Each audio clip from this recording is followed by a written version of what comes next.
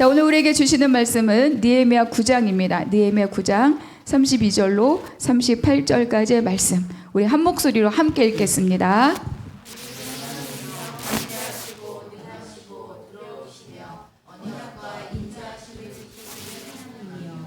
우리와 우리 왕들과 방백들과 제사장들과 선지자들과 조상들과 주의 모든 백성이 다수르 왕들의 때로부터 오늘까지 당한 모든 하나님을 이제 작게 여기지 마옵소서. 그러나 우리가 당한 모든 일에 주는 공의로우시니 우리는 악을 행하였사오나 주께서는 진실하게 행하였음이니이다. 우리 왕들과 방백들과 제사장들과 조상들과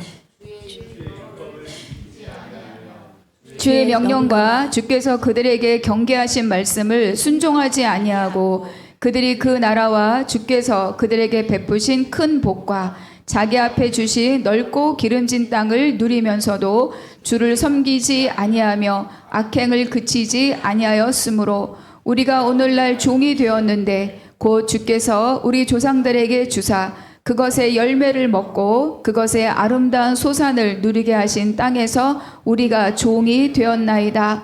우리의 죄로 말미암아 주께서 우리 위에 세우신 이방 왕들이 이 땅에 많은 소산을 얻고 그들이 우리의 몸과 가축을 임의로 관할하오니 우리의 곤란이 심하오며 우리가 이 모든 일로 말미암아 이제 견고한 언약을 세워 기록하고 우리의 방백들과 레위 사람들과 제사장들이 다 인봉하나이다 하였느니라. 아멘.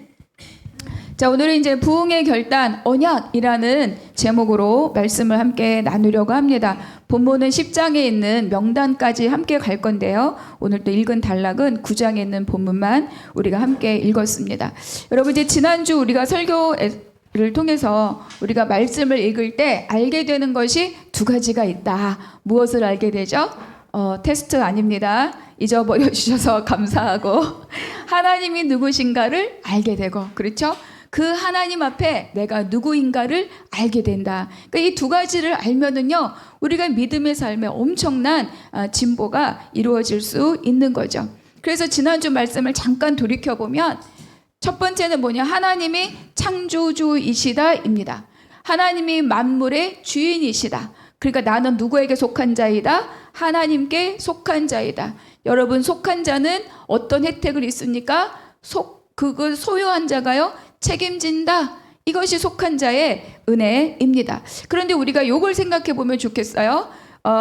그리고 무슨 이야기가 나오냐? 아브라함이 나옵니다. 아브라함이 나왔을 때 하나님이 무엇을 주시냐? 약속하신 땅입니다. 그리고 출애굽 이야기가 나와요. 출애굽은 무엇이냐? 약속하신 땅을 향한 구원입니다. 약속하신 땅으로 데려가기 위해서 애굽에서 건져내셨다. 이것이 출애굽의 시작입니다. 그럼 광야는 무엇이냐? 약속의 땅을 위한 여정인 거예요. 그러니까 광야는 약속의 땅을 가기 위해서 반드시 지나가야 되는 길인 거죠. 그러면 가나안은 무엇입니까? 하나님께서 주신 약속의 땅에서 누리는 복입니다. 그러니까 계속 출애굽, 광야, 가나안, 하나님의 큰 구속사가 이 세 단가로 우리에게 보여지는데 계속 뭐가 반복이 되죠? 약속의 땅, 약속의 땅, 약속의 땅입니다. 그리고 가장 핵심은 뭐냐? 약속이에요. 하나님은 약속에 신실하신 분이시다. 하나님은 말씀하시고 그것을 이루시는 분이시다. 여러분, 이것이 우리가 어떤 환경이 있다 할지라도 다시 일어설 수 있는 가장 큰 동력이고 원인이고 그리고 힘인 줄로 믿습니다. 그런데 그러한 하나님 앞에 백성들은 어떻게 행하였느냐? 거역하였다, 목을 굳게 하였다, 그리고 뭐예요? 패역하였다. 노란 글씨만 읽어볼까요? 시작. 종되었던 땅으로 돌아가고자. 이게 너무 중요한 거예요. 하나님께서 가나안으로 데려가기 위해서 애굽에서 건졌는데, 그 종되었던 땅에서 건졌는데 그 땅으로 다시 돌아가려고 했다는 겁니다. 이거는 하나님의 구속의 역사를 반역하고 거역하고 또 뭐예요? 출애굽의 목적을 훼손시키는 가장 큰 불신의 정점이 바로 종되었던 땅으로 되돌아가는 것입니다. 하나님은 그래서 홍해를 되돌아가지 말라, 백성을 애굽으로 되돌리지 말라라고 그렇게 말씀하셨던 곳은 되돌아가면 거기가 어디다? 애굽 땅이다. 종되었던 땅이다. 세상이다. 이렇게 말씀하셔서 절대로 그것으로 되돌아가지 말라 하셨는데 사람들은 어때요? 여기서 힘들면 거기서는 고기 먹었는데, 여기서 힘들면 거기서 부추가 있었는데, 이렇게 생각하고 살아간다는 거죠. 그래서 계속적으로 백성들이 하나님을 거역하고 목을 굳게 하는 일들이 반복되었다. 그런데 놀라운 것은 무엇입니까? 그러한 인간의 역사가 있을 때 그 사이사이마다 하나님은 끊임없이 끊어지지 않는 하나님의 역사가 우리에게 있었다. 이것이 우리가 붙들어야 될 우리의 은혜입니다. 그러니까 어떤 환경이 있었고 어떤 반역이 있었다 할지라도 하나님은 한 번도 백성을 향한 하나님의 은혜를 멈추고 포기하신 적이 없다. 그러니까 하나님의 은혜의 역사는 사람들이 갖고 있는 나는 이래서 싫어 이러면서 반역하거나 거역하는 그 사람들의 생각보다 훨씬 크고 훨씬 깊고 훨씬 넓다. 이것이 지난주에 우리에게 주셨던 말씀이에요. 그래서 여러분, 죄가 클수록 말씀을 깨달으면 내가 누리는 은혜가 어때요? 더 크다. 근데 은혜를 크게 누리자고 죄를 일부러 크게 지으실 필요는 없습니다. 그렇죠? 그래서 오늘 본문은 뭐냐 하면은요, 바로 그렇게 은혜를 깨달은 그 백성들이 이제는 하나님 앞에 결단으로 언약으로 나아가는 장면이 바로 오늘의 본문입니다. 첫 번째 한번 읽어볼까요? 시작. 하나님의 은혜를 기억하며 간구하다. 그래서 이스라엘 백성들은 알게 된 거예요. 역사를 쭉 돌이켜보니까 우리를 향한 하나님의 은혜가 얼마나 끈질긴지를 알게 된 거죠. 갑자기 책 제목 추격하는 하나님이신가? 추적하는 하나님이신가? 좀 우리가 어느 곳에 있다 할지라도 끝까지 오셔서 우리를 붙들어 가시는 그 하나님을 너무 오래된 책이라 제가 갑자기 책 이름이 근데 그런데 이제 잘 봅시다. 그런데 지금 이 백성들이 갖고 있는 현실은 어떠하냐? 자 보세요. 종으로 되돌아가려고 했던 백성들을 기필코 약속의 땅으로 데리고 오신 분이 누구시다? 하나님이시다. 이게 하나님의 은혜입니다. 그런데 지금 현실이 뭐냐? 그렇게 데리고 온 그 약속의 땅에서 다시 종되었다. 이렇게 지금 이들이 고백하고 있는 거예요. 그러니까 사로잡혔던 것, 바벨론에서 다시 건져내셔서 이곳으로 돌아오게 했지만 성전도 건축하고 성벽도 재건하고 예배도 드리고 있지만 그들의 신분은 어떠하다? 여전히 종이다. 자, 우리가 36절을 한번 같이 읽어보겠습니다. 시작. 우리가 오늘날 종이 되었는데 곧 주께서 우리 조상들에게 주사 그것의 열매를 먹고 그것의 아름다운 소산을 누리게 하신 땅에서 우리가 종이 되었나이다. 우리가 오늘날 종이 되었는데 이렇게 말하죠. 누리게 하신 땅에서 우리가 종이 되었나이다. 여러분, 애굽에서 종된 거 타지니까, 외국이니까 그럴 수 있겠다. 바벨론에 포로된 거 끌려갔으니까 그럴 수 있겠다. 그런데 지금 어떻다고요? 하나님이 복되게 누리라고 살라고 주신 땅, 그 땅에서 지금 어떻게 되고 있다고요? 우리가 종이 되었나이다. 종의 자리에서 빼내어 왔는데, 포로의 자리에 사로잡힘에서 빼내어 왔는데 다시 종으로 살고 있다는 거예요. 그러니까 이게 얼마나 기가 막힌 일이 아니겠습니까? 그러니까 땅에서 풍성하게 나는 소출은 백성들 먹으라고 주신 건데 그것은 페르시아 사람들에게 뺏기고 자유를 찾을 수 없고 정치적인 독립도 없고 자기들이 소유한 모든 것, 심지어 자기 이 육신까지도 그들의 소유물이 되어서 어떠한 것도 스스로 할 수 있는 것이 없다. 이렇게 말하고 있어요. 하나님이 주셨고 누리게 하신 그 땅에서 다시 종이 된 이유가 무엇이냐? 이 기막힌 상황이 무엇을 말하느냐? 그러니까 이들이 이렇게 고백합니다. 그들의 고백이에요. 34절과 35절 제가 노란 글씨만 읽어볼게요. 함께 읽겠습니다. 시작. 경계하신 말씀을 순종하지 아니하고 악행을 그치지 아니하였으므로. 자, 보니까 지난주에 살폈던 말씀은 과거의 일이에요. 쭉 출애굽 때 그랬고 광야 때 그랬고 여호수아 때 그랬고 사사기 때 그랬고. 지금은 시간이 전환되었어요. 지금입니다. 지금 그들이 어떻게 하고 있었다? 지금 이 현장도 뭘 말한다? 순종하지 아니하고 악행을 그치지 아니하였다. 그럼 여기까지 생각하면 아 그래 그렇다고 여태까지 회개하고 그렇다고 여태까지 우리가 말했잖아. 우리가 그렇게 생각이 들 수도 있죠. 그런데 이어지는 레위인들의 기도를 통해서 알 수 있는 것은 뭐냐 하면 알았다. 우리가 죄를 지었다 에서 끝나는 것이 아니라는 거예요. 그것 때문에 하나님 잘못했습니다라고 우는 것으로 끝나는 것이 아니라는 거예요. 33절 한번 읽어보겠습니다. 시작. 그러나 우리가 당한 모든 일에 주는 공의로우시니 우리는 악을 행하였사오나 주께서는 진실하게 행하였음이니이다. 네, 순종하지 아니하고 악행을 그치지 아니하고 그래서 우리는 악을 행하였다 여기까지 인정을 했습니다. 그런데 그 다음이 뭐냐면 그런데 하나님은 우리에게 이렇게 사로잡히는 시간 이런 시간 종되는 시간 이 시간을 허락하신 하나님이 어떤 분이시다? 의로우시고 우리를 진실하게 대하셨다 이렇게 그들의 입으로 고백하는 거예요. 여러분 이 자리가 주께서는 진실하게 대하셨습니다. 이 자리가 이들의 깨달음의 정점입니다. 정점이에요. 여기를 깨달았을 때 그 다음을 가는 거예요. 자, 그래서 그들은 다시 말합니다. 32절 같이 읽어볼게요. 시작.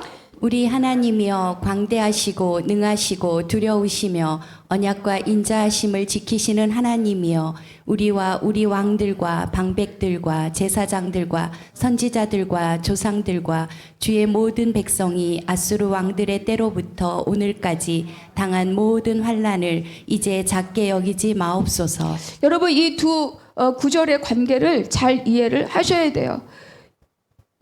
노란 글씨만 쉽게 말하면 하나님 우리가 이 약속의 땅에 포로됨을 면하고 왔는데 이곳에 다시 종된 삶을 살고 있는데 하나님 이것을 작은 고난으로 말하지 말아주시기 바랍니다. 이런 뜻이에요. 자 뭐냐 이들이 지금까지 쭉 자기들의 반역과 하나님의 은혜를 살펴보다 보니 그 결과가 무엇이냐 이 모든 것들이 하나님이 우리를 공의롭게 대하시고 하나님이 우리를 진심으로 대하셨다는 증거라는 거예요.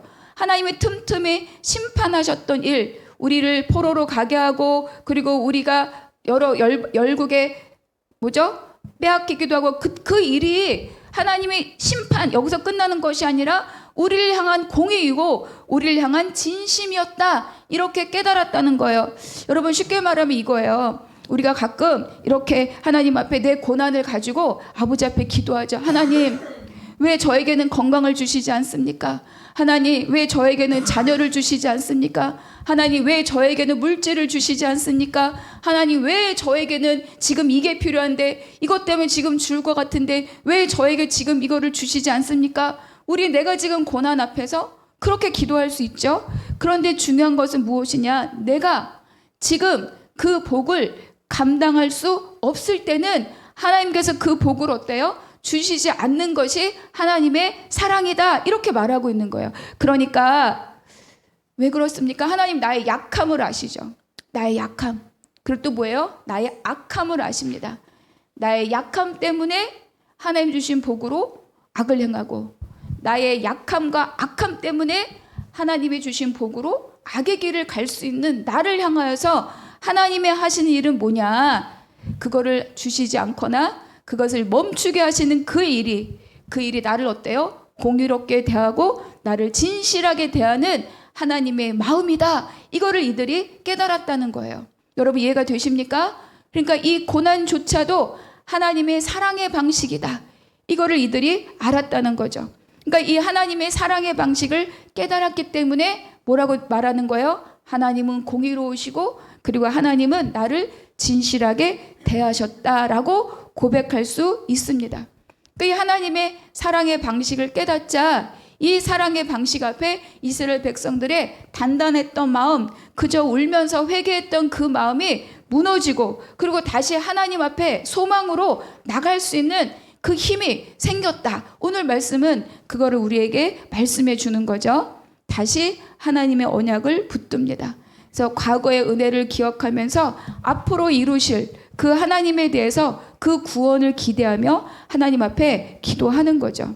그러니까 결과적으로 이 기도는 과거의 역사를 회상하는 것에서 끝나는 것이 아니라, 잘못했습니다 해서 끝나는 것이 아니라, 그렇게 이끌어 오신 그 하나님이 우리에게 공의로우시고 나를 진실이 대하고 있구나, 이것을 아는 순간 지금 이 현장에서 우리를 이끌어내실 그 하나님의 구원의 역사를 기대하며 소망으로 기도하기 시작한 것, 그것이 바로 32절의 끝자락인 거예요.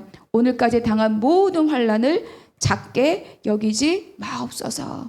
그러니까 그동안에는 우리는 이렇게 범했는데 하나님 이렇게 은혜를 주셨다, 이렇게 잘못했는데 하나님 이렇게 은혜를 주셨다, 아 우리는 죄인이구나, 이렇게 했다면 이 자리는 뭐예요? 아 그런데 이것이 하나님의 공이고 이것이 하나님의 진심이구나, 이 고난조차도 우리를 사랑하는 증거구나. 그러니까 그 하나님의 사랑의 증거를 붙잡고 뭘 하는 거예요? 내가 여기 있는 이 현실로부터 우리를 건져내 주옵소서. 그 기도를 하고 있는 거죠. 그러니까 이거는 탄식의 기도가 아니라 뭐예요? 소망의 기도이고, 언약을 붙잡는, 새롭게 우리도 나갈 수 있다, 새롭게 일어설 수 있다, 다시 할 수 있다, 그 기대에 찬 하나님을 향한 간구가 바로 32절의 끝자락입니다. 오늘까지 당한 모든 이 환난, 우리가 지금 이 약속의 땅에서 종의 삶을 살고 있는 이 환난, 이것으로부터 우리를 작게 여기지 마시고, 극각 고난이라고 말씀하지 마시고, 그것밖에 안 되냐고 이야기하지 마시고, 우리를 여기서부터 건져내 주옵소서. 하나님이 일하실 것을 기대하는 이들의 고백이고 선언입니다.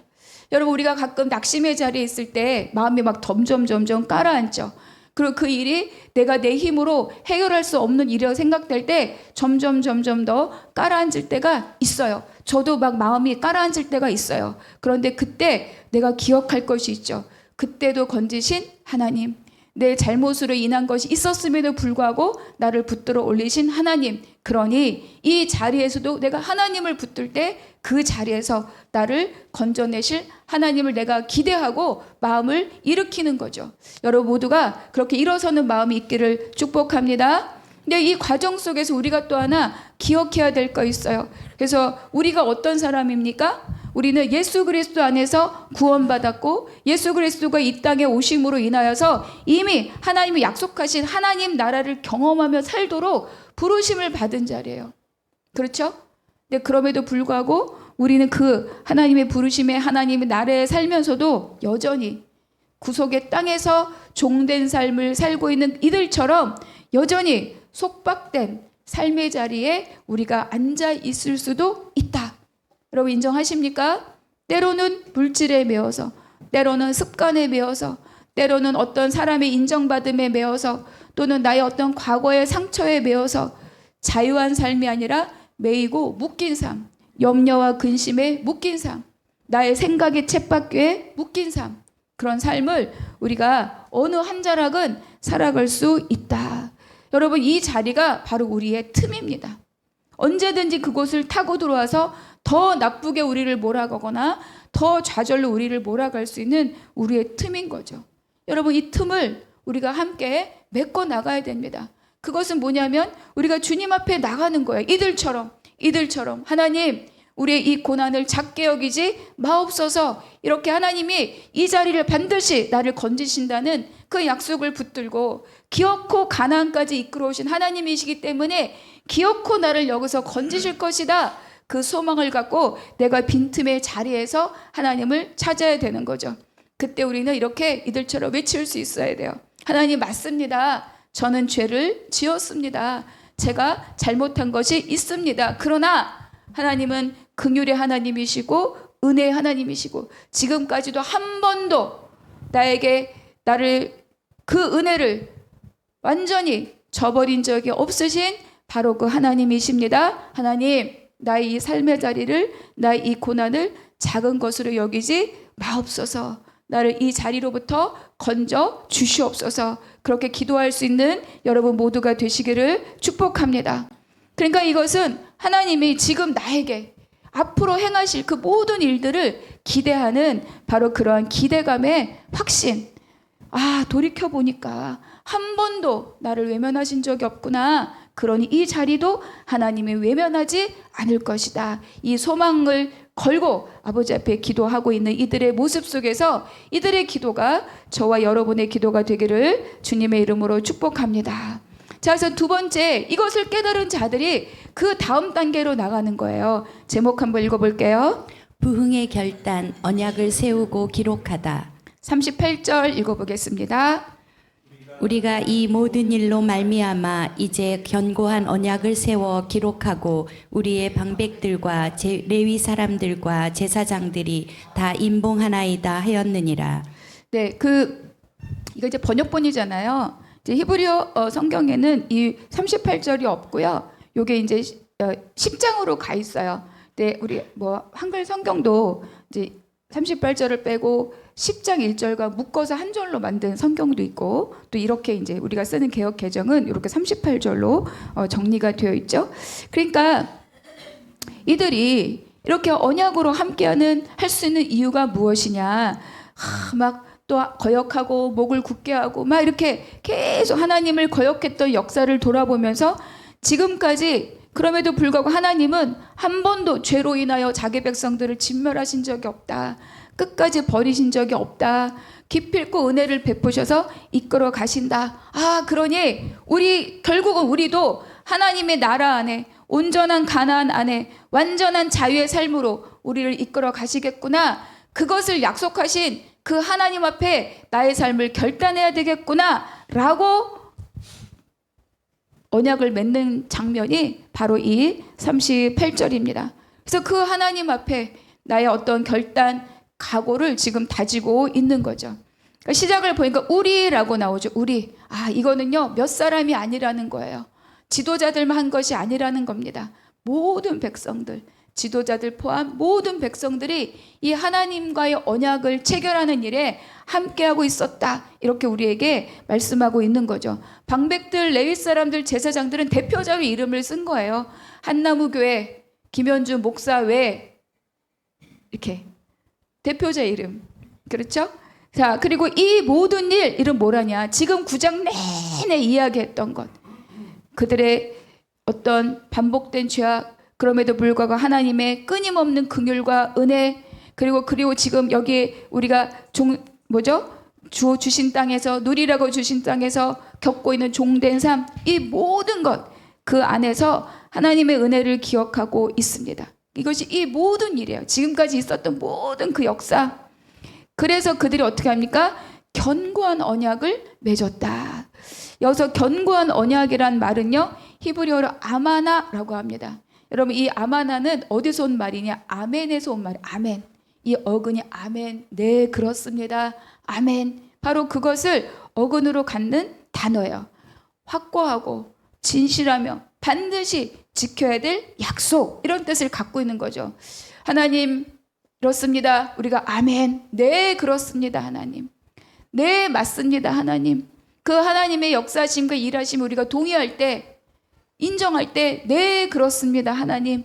그것이 견고한 언약입니다. 그러니까 결국 이 언약은 뭘 말하느냐? 입술로 하는, 한번 해보고 마는, 그리고 잊어버리는 그런 결심이 아니라 삶으로 아멘, 내 삶으로 아멘, 이렇게 하겠다는 신실한 결단을 여기서 견고한 언약이다, 이렇게 말씀하고 있어요.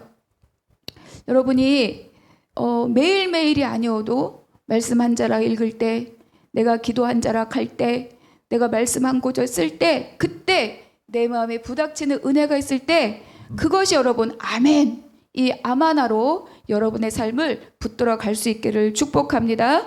그래서 이들이 이제 임봉했잖아요. 도장을 꽝 찍었습니다. 이건 이제 성전에 보관되는 거예요. 하나님과의 계약서이기 때문에. 그래서 말씀을 들은 백성들은 회개에서 끝나는 것이 아니라 이 말씀에 응답하고 삶의 변화를 약속하는 그 행동, 내가 앞으로 어떻게 살겠다, 그 행동의 시작이 바로 하나님과 언약을 체결하는 거죠. 그 언약 체결은 뭐예요? 하나님과의 관계를 다시 정립하는 거예요. 그러니까 너와 내가 어떤 관계냐? 나는 너의 하나님이 되고 너는 나의 백성이 되리라. 출애굽기에서 말하죠. 너는 나의 거룩한 백성이 될 것이요 제사장 나라가 될 것이라. 그 관계를 새로 정립하는 거예요. 죄로만 물들어 있으면 그 관계가 성립되지 않는 건데, 내가 다 씻고 다시 하나님 앞으로 나아가기를 결단할 때 하나님과 우리의 관계가 새롭게 정립되고 새롭게 시작이 되는 거죠. 그래서 성경에서 언약이라고 하는 것은 하나님께서 주권적으로 세우신 약속, 그리고 모든 관계의 기초입니다. 그래서 이 언약 가운데 하나님은 어떻게, 백성은 어떻게, 하나님은 자신의 백성을 구속하시고 자신의 백성들과 함께 하시고 그리고 그들에게 복을 주시는 거예요. 이게 하나님의 약속의 시작입니다. 아브라함에게도 너는 복이 될지라, 너를 축복한 자 내가 복을 내리고 너를 저주한 자를 내가 저주하며 너는 복이 될지라. 그 약속이 여기까지 흘러온 거잖아요. 이 약속이 저와 여러분의 약속인 줄로 믿습니다. 그것에 대해서 이 백성들은요, 저는 하나님만을 섬기겠습니다, 하나님께 순종하겠습니다, 그 응답하는 삶이 바로 언약 관계에 있는 하나님과 백성들과의 관계인 거죠. 우리 예레미야 31장 한번 같이 읽겠습니다. 시작. 그러나 그날 후에 내가 이스라엘 집과 맺을 언약은 이러하니 곧 내가 나의 법을 그들의 속에 두며 그들의 마음에 기록하여 나는 그들의 하나님이 되고 그들은 내 백성이 될 것이라. 여호와의 말씀이니라. 네, 나는 그들의 하나님이 되고 그들은 내 백성이 될 것이라. 그러니까 언약 안에 있는 백성은요, 하나님의 보호하심 가운데 있다, 그리고 하나님의 인도하심 가운데 있다. 이것이 우리의 믿음입니다. 그래서 고난이 있어도 결과적으로 하나님께서 모든 것을 어때요? 다시 회복시키신다. 이것이 9장 내내 있는 반복되는 하나님의 은혜와 긍휼을 여기서 이렇게 말할 수 있는 거죠. 그리고 말씀하시죠. 우리를 어떻게 했다고요? 공의로우시고 진실하게 대하셨다. 이것이 9장에서 보여주는 하나님에 대한 결론입니다. 자, 그런데 결국은 그러면 하나님과 언약을 맺은 그 삶은 어떠한 삶인가? 여러분, 하나님과 언약 맺은 삶이 어떤 삶인가를 우리가 삶에서 경험하고 실천하고 그리고 또 배울 수 있도록 주신 환경이 뭐냐면, 여러분, 그것이 가정입니다. 가정. 그러니까 우리가 하나님과 언약을 맺는다는 것은 말씀대로 살겠습니다잖아요. 그러니까 말씀의 멍에를 내가 매는 거예요.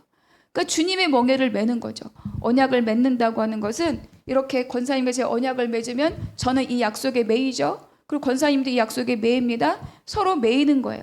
이것은 뭐냐? 말씀의 멍에를 내가 매는 것과 같은 거죠. 여러분, 멍에를 매면 내 마음대로 갈 수 없습니다. 멍에를 매면 방향을 다르게 갈 수 없어요. 그러니까 이 멍에를 메고 산다는 것이 바로 하나님과 언약 맺은 백성의 삶의 모습인데, 그래서 가장 우리에게 허락하신 이것을 연습하고 훈련할 수 있는 환경이 뭐냐? 그게 가정입니다. 가정. 그래서 여러분, 예수님이 이혼에 대해서 이야기할 때 하나님이 짝지어 주신 것을 사람이 나누지 못할지니라. 여러분, 창세기에는 이 말씀이 없어요. 그런데 남녀 아담과 하와에 대한 말씀을 하나님이 주셨을 때 그것을 해석해서 적용시킨 말씀, 예수님이 우리에게 해석해서 들려준 말씀이 이거인 거예요. 하나님이 짝지어 주신 것을 사람이 나누지 못할지니라. 그러니까 내 마음대로 살 수 없는 게 가정이라는 거죠. 그리고 우리가 왜 결혼할 때 혼인서약서 사인하잖아요. 하나요? 안 해봐서 하죠. 그 성경에 이렇게 손을 얹어서 목사님이 이렇게 해주시잖아요. 네, 해볼 걸 그랬나? 자, 그런데 결국 그거 쉽게 말해서 혼인신고했다. 그럼 서로 어때요? 여러분, 감정으로 혼인신고가 되는 게 아니에요. 혼인신고했다는 건 서로 어떤 관계가 되는 거죠? 법적인 책임 관계가 되는 겁니다. 아내에 대해서 남편이 책임지고 남편에 대해서 아내가 책임지는 거죠. 그래서 오래 사신 분들은 막 그런 말씀 하시잖아요. 의리로 산다, 또 우정으로 산다, 전우애로 산다. 근데 여러분, 그거 아무것도 아닌 것 같죠? 설렘으로 사는 것이 사랑이 아닙니다. 전우애와 의리와 우정으로 사는 게 찐 사랑이에요. 여러분, 저는 안 살아봤지만 그럴 거라고 믿습니다. 우리 권사님과 장로님이 50 넘게 같이 사셨으니까 제일 잘 아실 것 같아요. 근데 여러분, 생각해 봅시다. 하나님과 하나님의 백성들이 출애굽기 24장에서 언약을 맺고 출발했잖아요. 그런데 그들이 허니문으로 산 게 아니라는 거예요. 하나님의 백성과 하나님이 허니문 관계로 산 것은 별로 없습니다. 그냥 제가 오늘 새벽에 생각해 보니까 하나님과 하나님의 백성들 언제 허니문, 이래도 예쁘고 저래도 마음에 드는 그때가 언제였을까 생각해 보니까 아주 짧더라고요. 10가지 재앙을 다 지나고 그들이 막 대열을 지어서 애굽을 나올 때, 그때 그리고 그들이 빈손으로 나오지 않았잖아요. 막 장자들이 죽어나갈 때 우리 장자는 살았네, 어머 우리 식구는 살았네, 내 아들은 살았네, 그런 기쁨으로. 그리고 애굽 사람들한테 어때요? 달라는 대로 다 주죠, 은금 패물을. 그래서 죽지 않은 내 장자와 내 가족과 내가 달라는 대로 다 주는 은금 패물을 들고 애굽을 나올 때, 그때가 허니문이에요. 근데 얼마나 오래 갔습니까? 얼마 오래 안 갔어요. 그들이 홍해 앞에 이르자 아우성. 그들이 광야를 갈 때마다 또 아우성. 그들이 가나안 땅 염탐하고 오자마자 또 아우성. 그들이 한 일은 아우성 친 일밖에 없었다. 그것이 9장 내내 기록된 그들의 하나님을 거역한 행동들이었죠. 그럼에도 불구하고 하나님이 끝까지 버리지 않고 지금까지 이끌어 오셨다. 왜 그렇습니까? 그것이 언약 관계이기 때문인 거죠. 그래서 가정에서 가장 먼저 우리에게 메워진 그 멍에는 누구냐? 배우자입니다. 배우자를 통해서 내가 다듬어지고 나를 통하여서 배우자가 다듬어지는 거죠. 그래서 처음 결혼할 때는 마음에 들어서 끌려서 이것이 좋아서 저것이 좋아서 때가 되어서 여러 가지 요소로 좋아서 결혼하지 이를 악물고 결혼하진 않잖아요. 그럼에도 불구하고 조금 지나면 어때요? 서로 다 다루심을 있습니다. 불편하고 어려움이 생기고. 제가 이제 제일 먼저 결혼한 친구가 이제 점점 친구들이 결혼하는데 하루는 지들끼리 모여서 저랑 자꾸 대화가 안 되고 넌 아직 애다 이러니까 대화가 안 되는데 어느 날 막 얘기를 하다가 어떨 때는 밥 먹는 남편 그 밥숟가락 확 뺏고 싶을 만큼 미울 때도 있다, 이런 말을 했던 기억이 있어요. 그러니까 다 마음에 들고 내 마음에 흡족해서 사는 것이 아니다. 그게 언약으로 사는 관계입니다. 하나님과 하나님의 백성의 삶이 그래요. 여러분과 저와 하나님의 관계가 그러한 관계를 지나게 된다는 거죠. 그럼에도 불구하고 함께 언약으로 멍에를 메었기 때문에 그 길을 가고 있는 거예요. 가고 있는 게 중요합니다. 가고 있는 게. 그래서 바로 이 가정 안에서 하나님과 백성의 관계를 경험하게 하는 거예요.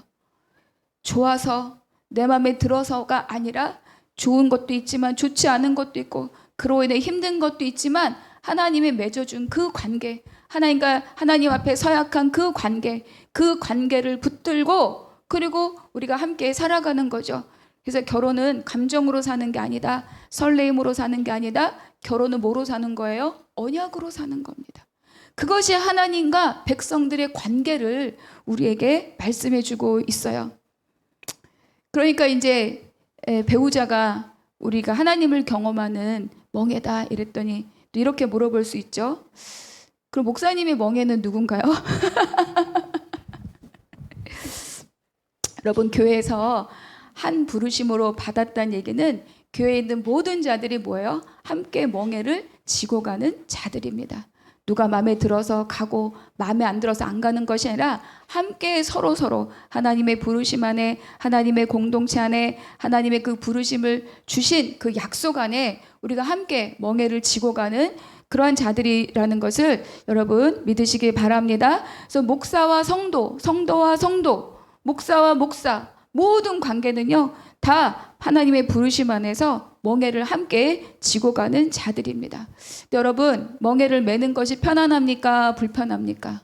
불편합니다. 내 마음대로 갈 수가 없어요. 그리고 쪼개서 갈 수가 없어요. 멍에는 구멍 2개 함께 목을 메고 함께 어깨를 맞대고 가야 되는 거기 때문에. 그러니까 우리 말씀 속에서도 멍에를 매지 않으려고 하는 이 몸부림치는 그 소를 우리가 지난주에 뭐라고 했죠? 고집하는 어깨다. 우리가 그렇게 말씀을 나누었어요. 고집하는 어깨. 그만큼 막 머리를 디밀고 어깨를 뻗대고 이러면서 그 멍에를 매지 않으려고 하는, 그들이 이스라엘 백성이었는데 그 멍에를 지금 우리가 메고 가야 된다라고 말씀하고 있는 거죠. 그래서 때로는 가정이든 교회든 맡겨주신 멍에를 내가 벗어버리고 싶을 때가 있다. 특별히 하나님께서 나에게 맡기신, 또 나에게 부탁하신 그 멍에를 내가 그것을 벗어버리고 싶을 때가 있죠. 근데 저도 벗어버리고 싶을 때가 있습니다. 그러나 중요한 것이 있어요. 우리는 감정의 관계가 아니라, 내 필요의 관계가 아니라 하나님께서 맺어주신 언약의 관계이다. 주님이 지워주신 멍에이기 때문에 그것을 묵묵히 메고 가는 거죠. 왜 그렇습니까? 그 자리가 생명의 길을 가는 방법이기 때문에 그렇습니다. 제가 이제 성찬할 때 예복을 입고 어깨에 이렇게 스투를 두르잖아요. 이 스툴의 의미가 멍에입니다. 멍에의 의미로 스툴을 메는 거야. 내가 주님의 멍에를 메었습니다. 주님이 나에게 주님의 멍에를 메우게 하셨습니다. 제가 그것에 순종하여 주의 멍에를 메었습니다. 멍에를 상징하는 거거든요. 저만 그렇지 않습니다. 여러분 각자에게도 삶에 나의 길을 따르라고 메워주신 주님의 멍에가 있습니다. 그런데 이 멍에는 왜 불편하냐? 방향이 맞지 않으면 불편합니다. 속도가 맞지 않으면 불편해요. 그런데 불편할 때는 뭘 하라는 거예요? 조율하라. 함께 갈 수 있도록 준비하라. 조율하라. 그런 뜻인 거죠. 그래서 가정 안에서도 교회 안에서도 불편함이 있을 때 우리는 이렇게 할 게 아니에요. 하나님 지금 우리와 함께 일하고 계시구나. 하나님 우리로 하여금 조율할 수 있는 기회를 주시는구나. 계속 함께 갈 수 있도록 기회를 우리에게 만들어 주시는구나. 그리고 또 중요한 게 있습니다. 이 조율을 내 힘으로 하면 어때요? 깨집니다. 그래서 그 조율을, 왜냐하면 각자의 힘의 크기가 어때요? 다 다르기 때문인 거죠. 그렇기 때문에 그 조율을 누구에게 맡긴다? 주님께 맡기고 가는 거예요. 우리 마태복음 11장 말씀 같이 읽겠습니다. 나는 마음이 온유하고 겸손하니 나의 멍에를 메고 내게 배우라. 그리하면 너의 마음이 쉼을 얻으리니 이는 내 멍에는 쉽고 내 짐은 가벼움이라 하시니라. 내 멍에는 쉽고 내 짐은 가벼움이라 하시니라. 여러분, 우리가 예수님이 지어주신 부르심을 버리면 멍에 없이 내 맘대로 살 수 있을 것 같죠? 그렇지 않습니다. 우리는 주님의 멍에를 벗으면 세상의 멍에를 매게 돼 있어요. 우리는 하나님을 벗어나면 세상입니다. 하나님과 세상의 중간지대는 없어요. 우리는 하나님의 세상에 살거나 아니면 세상 나라에 사는 것, 딱 두 가지밖에 없는 거예요. 우리에게는 오로지 두 길밖에 없다. 그래서 내가 예수 그리스도 안에서, 생명 안에서 내가 왕노릇하느냐, 아니면 사단이 내 머리 꼭대기를 붙잡고 왕노릇하게 두느냐, 둘 중에 하나밖에 없는 거예요. 여러분, 우리가 선택할 것은 무엇입니까? 주님의 말씀하시죠. 내 멍에는 쉽고 내 짐은 가벼움이라. 왜 그렇습니까? 주님이 이끌어 가시기 때문인 거죠. 근데 내가 이 길로 가겠다고, 이 길이 지름길이라고 버티면 버틸수록 멍에는 점점 조여올 뿐입니다. 그래서 여러분, 내가 지려고 하는 내 삶의 멍에 주님께 맡기시기 바랍니다. 그리고 쉽고 가벼운 주님의 멍에를 메고, 그리고 함께 즐겁게 가는 저와 여러분이 되기를 축복합니다. 근데 이거를 이제 알게 됐잖아요. 우리가 정말로 이 길에서, 이 지점에서, 주신 땅에서 종된 삶을 살고 있는 우리가 다시 일어설 수 있는 그 길이 있구나. 그래서 우리가 하나님 앞에 삶을 결단하자. 그리고 임봉을 한 거예요. 자, 그래서 세 번째 제목입니다. 함께 읽겠습니다. 언약에 임봉한 사람들. 명단이 쫙 나옵니다. 느헤미야 명단 여러 번 나와요. 그런데 이것은 사람의, 그냥 단순하게 사람의 이름을 나열하는 것이 아니라 이 명단은 가문의 이름입니다. 그리고 신앙의 계보이고, 그리고 역사를 책임지고 역사를 이어가는 사람들의 기록이에요. 여기 있는 이름들은 개인의 이름이라기보다는 가문의 이름, 계보의 이름들입니다. 우리 몇 절씩 나누어서 1절 한번 읽어볼까요? 시작. 그 임봉한 자는 하가랴의 아들 총독 느헤미야와 시드기야. 네, 8절. 마아시아, 빌게, 스마야니 이는 제사장들이요. 네, 9절에 보니까 또 레위 사람 곧 이름이 나오고 14절에 보니까 또 백성의 우두머리들 그리고 이름이 나와요. 그러니까 네 종류의 사람의 이름이 기록된 거죠.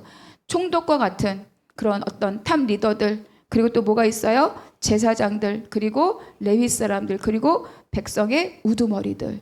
그래서 여기서 이 자기 가문의 이름을 쓰고 사인하고 임봉한 자들이 총 84명이에요. 근데 우리가 84명이 중요한 것이 아니에요. 여기서 중요한 내용이 있습니다. 뭐냐? 반복되는 이름들이 있다. 반복되는 이름들이 있어요. 그래서 레위인들의 이름 중에 일부는 스룹바벨과 1차 포로 귀환 때 왔던 가문의 이름이 있어요. 에스라 2장에 기록된 이름과 중복되는 이름들이 여기에 동일하게 기록되어 있다. 또 하나가 뭐냐? 우리가 느헤미야 8장에서 에스라가 막 말씀 선포할 때 레위인들이 곳곳에 백성들을 다니면서 뭐죠? 언어가 다른 사람들 막 통역해주고 설명해주고 깨닫게 해줬잖아요. 그때 뭐죠? 에스라 양옆에 섰던 그 레위인들의 이름이 여기에 같이 기록이 되어 있다. 그들이 반복되어 기록되어 있다는 거예요. 두 번째, 어떤 이들의 이름이 반복되어 있느냐?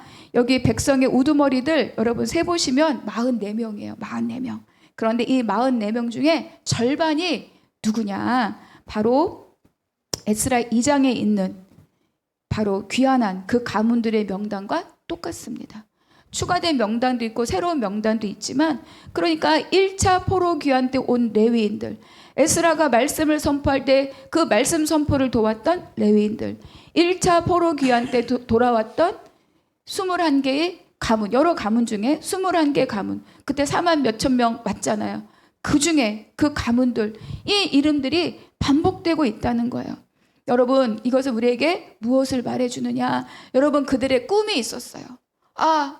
바벨론에 있던 거 다 내려놓고 내가 척박하고 성전도 무너졌지만 내가 그곳으로 가리라. 그곳에 다시 하나님을 배우리라. 그곳에 하나님의 영광을 내가 다시 만나리라. 내가 하나님을 경배하리라. 내가 하나님께 절기를 지키며 그렇게 하나님 나라를 다시 세우리라. 다윗의 왕국을 다시 재건하리라. 그런 꿈을 갖고 왔는데 그들이 경험했다, 경험하지 못했다. 경험하지 못했다는 거예요. 성전을 지었으나 예배가 제대로 이루어지지 않았고, 성벽을 지었으나 사람이 살지 않아서 지금 성전, 사람을 살기 위해서 인구를 막 조사하고 그랬잖아요. 그런데 이렇게 또 그때나 지금이나 오늘에나 반복되어 이름이 올라가는 이 임봉된 자들을 통해서 우리에게 알려주는 것은 무엇이냐? 그들이 꿈꾸었던 그 세계, 그들이 꿈꾸었던 그 나라, 하나님과의 관계 회복이 후손을 통해서, 다음 세대를 통해서 지금 어때요? 이루어지고 있다.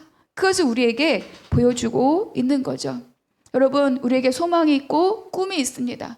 어떤 것은 내가 완성하는 것을 볼 수도 있어요.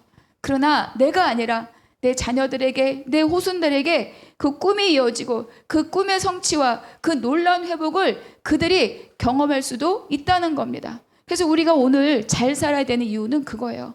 내가 오늘을 살고 끝날 거라면 나로 끝나는 게 아니라는 거죠. 여러분, 내가 하나님의 약속과 복을 끊어내는 사람이 되면 안 되잖아요. 나를 통하여서 흘러가고, 나는 그것을 약속만 받았지만 약속의 성취를 내 자녀들이 볼 수 있도록 내가 어때요? 통로가 되어가는 사람이 되어야 한다. 그래서 여러분, 이 통로가 넉넉히 감당되는 저와 여러분이 되기를 바랍니다. 자, 그래서 언약의 이름을 새긴다는 그 의미가 무엇이냐? 이름을 임봉한다는 건 그냥 사인하고 이름 한 자 올린다, 이런 의미가 아니죠. 하나님 앞에 나와 내 가문을 온전하게 헌신합니다. 그런 고백인 거예요. 이 말씀을 나와 우리 가문이 따라서 살겠습니다. 이 공동체 언약을 나와 우리 가문이 지키겠습니다. 이 약속과 복을 나에서 뿐만이 아니라 내 자녀에게도 이 언약을 흘려 보내겠습니다. 그렇게 복을 이어서 누리고 성취하는 가문들 되시기를 축복합니다. 그래서 여러분, 우리는요, 지금 이 느헤미야 10장에 우리 이름은 없잖아요. 근데 우리 이름이 기록되어 있습니다. 빌립보서 4장의 말씀 우리가 함께 읽겠습니다. 시작. 또 참으로 나와 멍에를 같이 한 내게 구하노니 복음에 나와 함께 힘쓰던 저 여인들을 돕고 또한 글레멘드와 그 외에 나의 동역자들을 도우라. 그 이름들이 생명책에 있느니라. 그 이름들이 어디에 있다고요? 생명책에 있느니라. 나의 멍에와 나와 멍에를 같이 한 너희에게 구하노니. 그렇죠. 도우라.